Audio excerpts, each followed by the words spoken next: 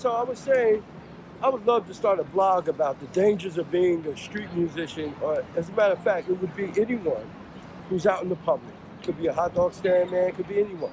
You know, the dangers of being in the public in large amounts of time. You know, the calculations means that we're more apt to have some very discomforting situations, sometimes violent. You know, it's really not always pleasurable. And I think people need to tune into that.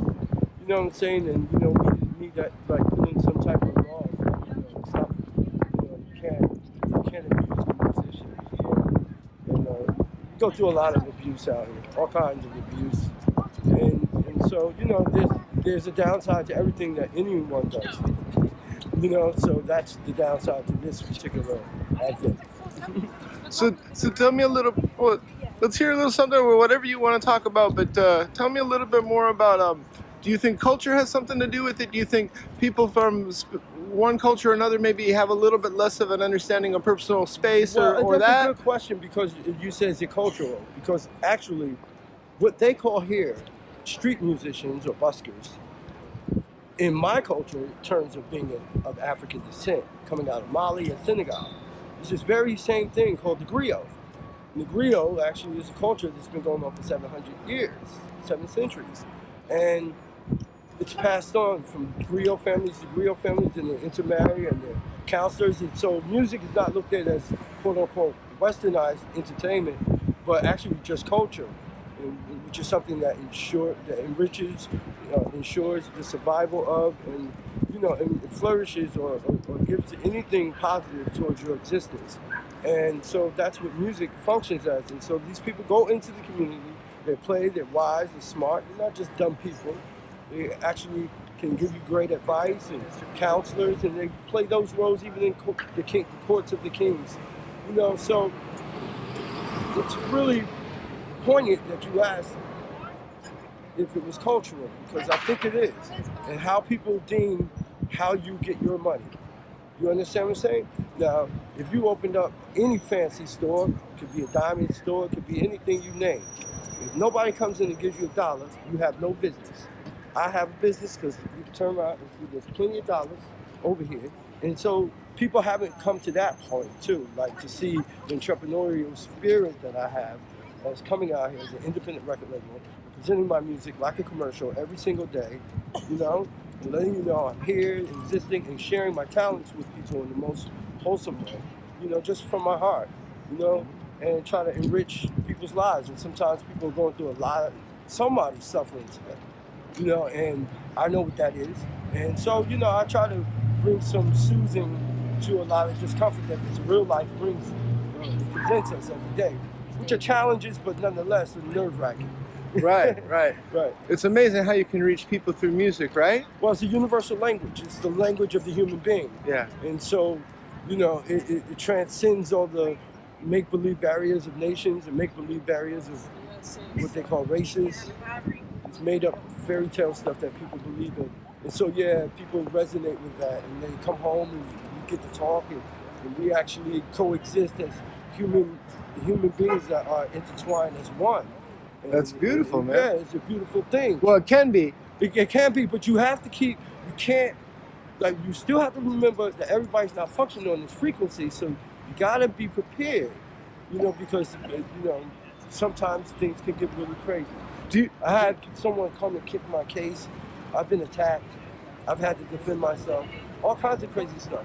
You know, I've had people try to throw liquids in my case. All kinds of crazy, very mean things that people do. And then how people present themselves to me. And it's just like not really nice. And so that's unfortunate because you're putting yourself out there. Well, that's why I get it, right? Because I put myself out there, right? So you understand, if I wasn't out here, it wouldn't happen per se. That's true. So, you know, it's my choice, but these are just some of the observations that I just like to help other people become aware of in my own experience, you know. And I've had a female friend of mine who plays accordion. I forget her name. I'm embarrassed. I'm bad with names. But I've known her for some years. And, you know, as a woman playing in the subways, you know, it's gotten really scary for her a couple of times. So in the subways it's even more intense than down here. Right. That's why I hate the subways. Even though I bet the acoustics are, right? I need to have a limo drive me around to my spots. It'd be better. Yeah, right? For Right? everyone, right? We all need a limo, right? So what's your name? My name is Dusty Rhodes, Dusty Rhodes? the fourth. The fourth. All right. Do you have a CD I can buy from you? Yeah, I do. So you can't be a record label if you don't have the product. You gotta have your product. You understand? This is music that I did. You know what I'm saying? Straight from my heart. All original music. So the box set is $40. It's 4 CDs. Oh, You know what I'm hold on one second. Oh no, I'm good.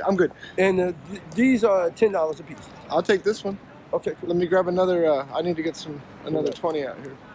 And yeah, so ShineDustProductions.com is the parent company. It's a parent company of 2 record labels. There you are. Asiatic G-Funk Records. Thank you, Billy. Asiatic G-Funk Records. All And right. that's Shine Foods label, and my label, which is Sidewalk University Records.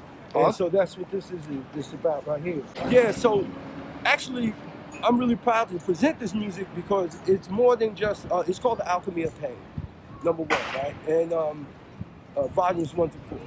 So what's significant for me in presenting this music is because I'm 51 years old. I started doing music when I was 9 years old. I went on a trek trying to figure out how to do my music independently and so forth. And boy, was I, I should have made that left to Albuquerque. It didn't happen. Okay? What happened was nothing. And after all these years, this is the first time I've ever presented any of my music ever. And so it means a lot to me because I went through a lot to get to that point, And so, yeah, I'm very, very happy and proud about my CD. I learned how to do everything as far as recording it, mixing it, mastering it. And so there are some flaws in the production, but if you can overlook some of those, there's a lot more that you would really appreciate. And one of the standouts that I like to point out, and I'd like to also give credit, is a poem written by Langston Hughes called The Genius Child. And I took that poem and I put it to music, and I hope you enjoy it. A friend of mine from my high school, Arts High School in North New Jersey, Brick City, Come Alive. She sang it. Her name is Monica. I don't know her last name. I'm sorry about that. And there it is. Right on, man. Dusty, can I hear you play a little bit? Yeah.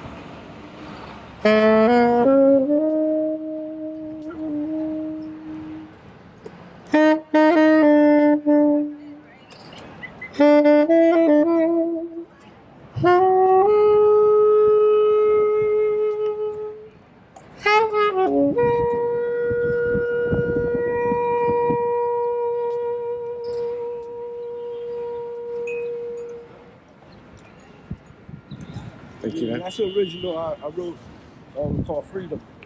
Thank you.